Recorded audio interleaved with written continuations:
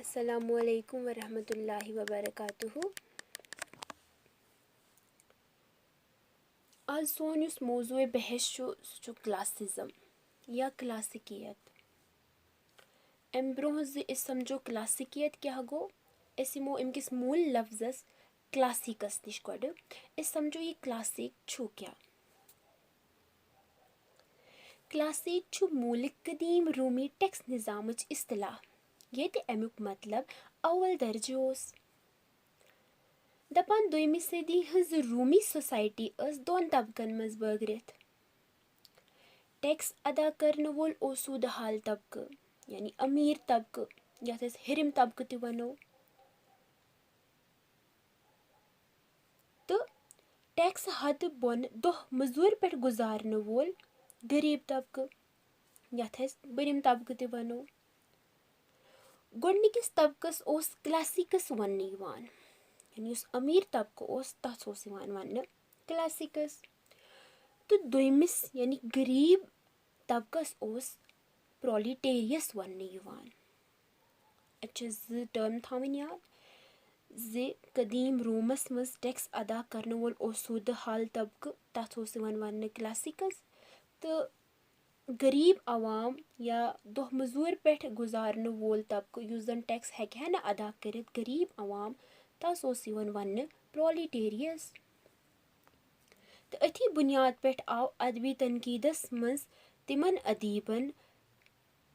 यम हिरमि तबक बापत पनुन कलम इस आजमावान यानी हिरमि तबक बापत अस लेखान तिमन आव वन्ने स्क्रिप्टर क्लासिकस। तो तुम लिखर या तुम अदीब तुम राइटर्स यम अवाम बापत इस लेखान यानी गरीब तबक बापत इस लेखान युस टैक्स हद बोन दोह गुजारने वोल गरीब तबक ओस तस बापत तुम पन कलम आजमाई करान या तिहज नुमाइंदगी पन्निस लिटरेचरस मज करान तिमन अदीबन तिमन लिखारन आव वन्ने स्क्रिप्टर प्रोलिटेरियस।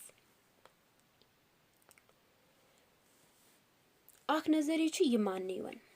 ब्याख नजरिया यह जे क्लासिक यह फ्रांसीसी लफ्ज तो 6वीं सदी मज ओस एम लफ्जुक माने स्कूलस मज परन वोल तालिबे इलम। यपर ब्याख अख नजरिया जे इटली अंदर रेनिसा नकादो यानी रेनिसा पीरियडिक दौरान यम रेनिसा नकाद इटलीस अंदर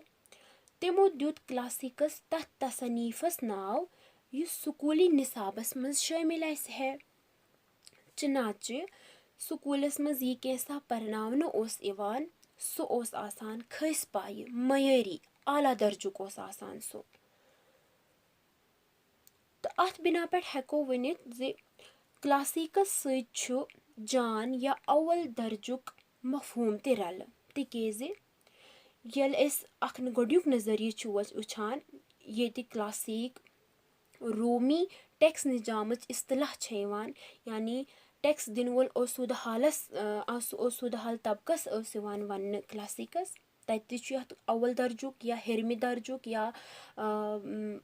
मयरी आसनुक मफहूम रल। दोयुम यल अथ फ्रांसीसी लफ्ज मानने यिवान अतत अमिस खस पायुक यानी स्कूलस मज परने वोल तालिबे इलम सु अख मयरी तसवुर ओमुत करने। तो त्रेम इटलीस मज रेनिसा नकादो अथ नाव दुत सु तसनीफ क्लासिकस गई सु तसनीफ युस मयरी स्कूल किस निज़ामस मज निसाबस मज शामिल चूँकि निसाबस मज यह कैसा ते परनावन ओस यिवान सो ओस न मामूली आसान कह तन सो ओस खस पाए आसान मयरी आसान आला दर्जुक आसान। तो अस हेको वनित जे क्लासिकस सु जान अव्वल दर्जे या आला आसनुक मफहूम ते रल। जान या अव्वल दर्ज मनथी आव क्लासिकस 17वीं सदी मज तथ अदबस वन्ने युस अदब कदीम यूनान या रोमस मज तख्लीक सपुदमुत ओस। तो तिमन तख्लीकन मज युस शारियात द्रींठ ओस गसान तस शारियातस आव वन्ने क्लासिकस क्लासिकियत क्लासिक आव तथ अदबस वन्ने युस कदीम यूनान तो रोमस मज प्रथ्योमुत ओस थन प्योमुत ओस या वनो तखलीक सोपुतमुत ओस तथ आव वन्ने क्लासिकस तो तिमन तखलीकन हंस तिमन तसनीफन मज युस शारियात द्रींठ ओस गसान युस तखलीकियत द्रींठ ओस गसान तथ आव वन्ने क्लासिकियत।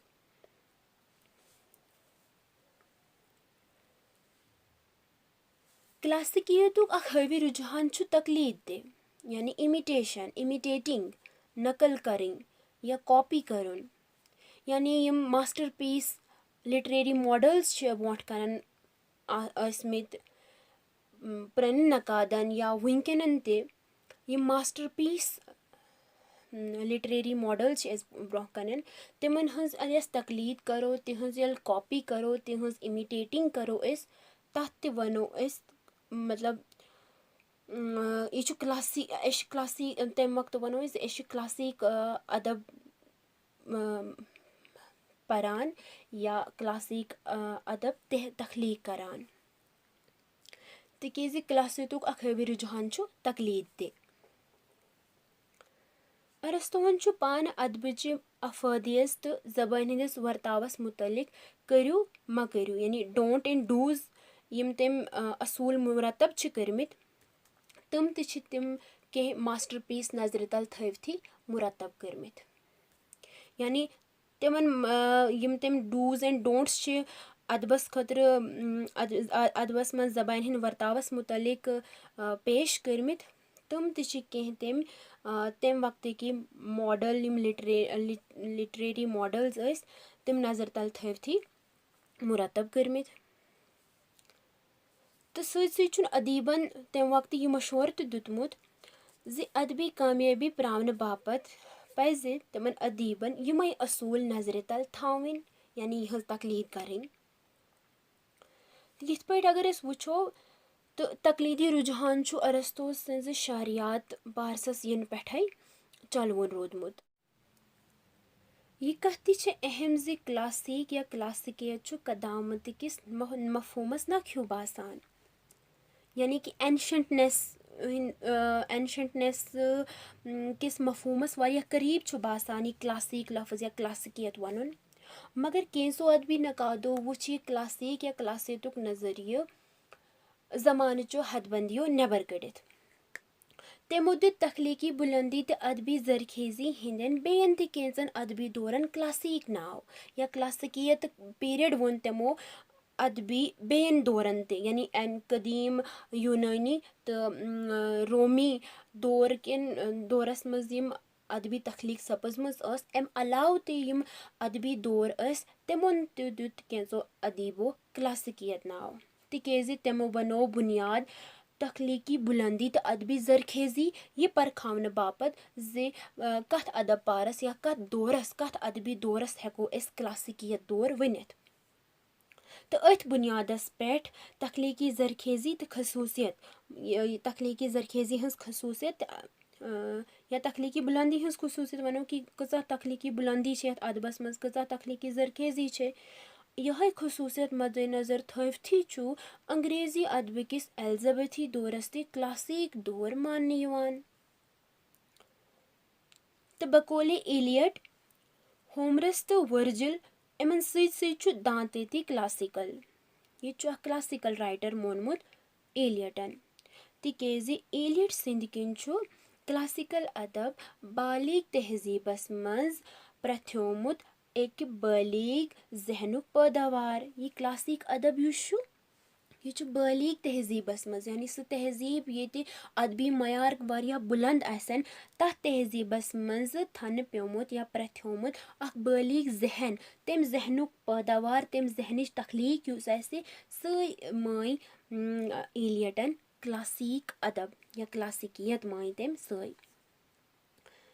तो युथ युस अदब युस आसान युथ यु अदब छु शाहकार बनान तो तथ सत मखसूस कौमी कदर तो फिक्र हज मलमश ते आसान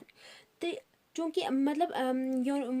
यदवै अत सती मखसूस कौमी कदर तो फिक्र शामिल आसान ते करित ति छ यह आलमगीर तो दोमी खसूसियतन हंस हामिल बनान तिकेज़ि यम मकामी कदर तो फिक्र अत सत आसान अत सत रल आसान सु बालिग जहन तम आय तख्लीक करान तम आय पेश करान तम आय वर्तावान सु तख्लीकियत पन ज़ि सु फन पार छु प्रथ जमानस तो प्रथ इलाकस मज काबिल कदर बनान। क्लासिकी दौर छु अदबुक सुनहर दौर मानने युवान अच अदबुक गोल्डन एज वनान। एम दौर के पाय बड़ शायर छ होमर, वर्जिल, प्लेटो, एरिस्टोटल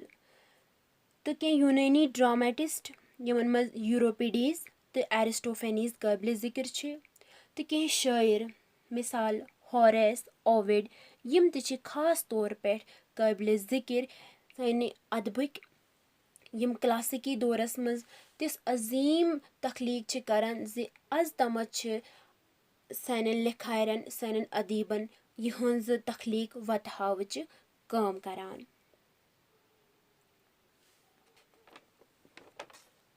एरिस्टो सिंद पोइटिक्स तो हॉरेस सिंस आर्ट ऑफ पोइट्री सिंद शारियाती असूलन हंजी मलमश सत आय छकरस फ्रांसस मज 17वीं सदी मज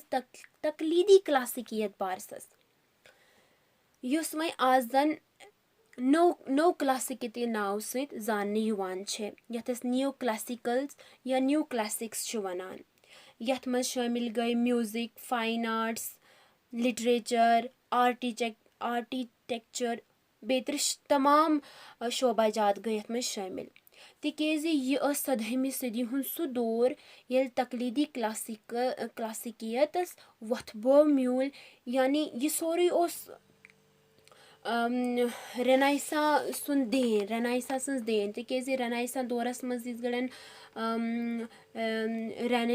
रेनेसेंस ह्यूमनिज्म तहरीक शौरी तौर पे इटली हिंदो नकादो शुरू कर तो अमुक असर पे वार वार इटली सत बाकी यूरोपी ममालिकन पे ते एम रेनाइसेंस ह्यूमनिज्म तहरीक हुंद अख खास मंशूर ओस कदीम यूनानी तो रोमी अदपारन हुंद मुताल तो तिमन हंज नकल यह तहरीक यथ कथ हंज वकालत करान ज़ि यमन